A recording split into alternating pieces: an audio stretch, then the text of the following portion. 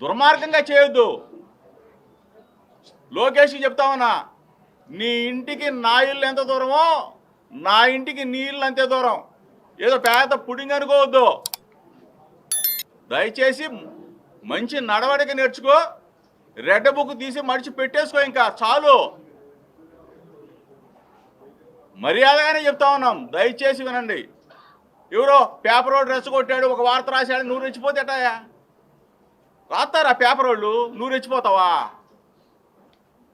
ఇవాళ ఇంకో పేపర్ అని రాశాడు, జోగి తగ్గలేదని చెప్పి తిరుపతిలో ఏం మాట్లాడామయ్యా? ఏం మాట్లాడాం?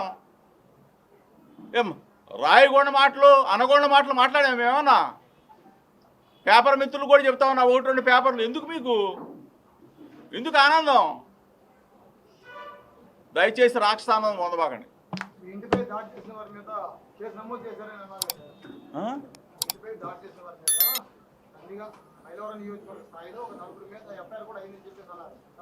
ఎందుకు 4 తీసుకోవడానికి? ఎఫ్ఐఆర్ 4 తీసుకోవడానికి ఏముందాడా? ఇప్పుడు మా వాళ్ళు ఇక్కడ ఉన్న వాళ్ళ మీద, లోపల ఉన్న వాళ్ళ మీద కేసులు పెట్టారు. మా ఇంటి మీద దాడి చేసింది పోయి మా ఇంటి దగ్గర ఇక్కడ మా లీడర్ల మీద కేసులు పెట్టారు. చంద్రబాబు నాయుడు గారు నిజంగా ఆ మాట మాట్లాడుంటే ఆయన గుండెల మీద చేసుకోమనండి. చంద్రబాబు నాయుడు గారి కన్నా నిజంగా అటువంటి ఆలోచన ఉంటే నన్ను అరెస్ట్ చేయించడం, 83 రోజులు జైల్లో పెట్టడం. ఎందుకంటే ఫేక్ కేసులు కదా, ఏ ఆధారం లేకుండా, ఎటువంటి ఇది లేకుండా నన్ను, నా తమ్ముడిని జైల్లో పెట్టారు 83 రోజులు. రాక్షస ఆనందం కదా ఇది.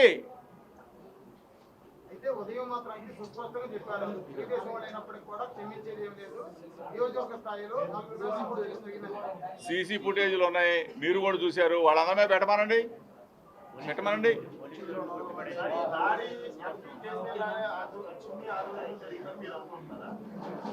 100కి 100 పాళ్ళు చిన్ని ఆధ్వర్యం కాదు, చిన్ని ఆదేశాల మేరకు లోకేష్ కనుసన్నల్లో భౌతికంగా దాడి చేసి మట్టు పెట్టాలనుకుంటే ఏంటిది? అంటే పెట్రోల్ బాంబులు ఏదైనా జరిగింది ఇంకా? అదేమి నేను కూడా ఉన్నాను అనుకో, నా భార్య బిడ్డలు, మా నాన్న, మేమేమైపోతాం?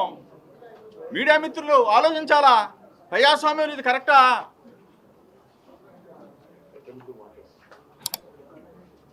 మమ్మల్ని ఈ విధంగా టార్గెట్ చేయటం ఇది అనామక చర్య, అనామకులు చేసే చర్య. బుర్రండోళ్ళు ఎవరో చేయరిది. ప్రజాస్వామ్యంలో బలహీన వర్గాల మీద దాడులు ఇవన్నీ.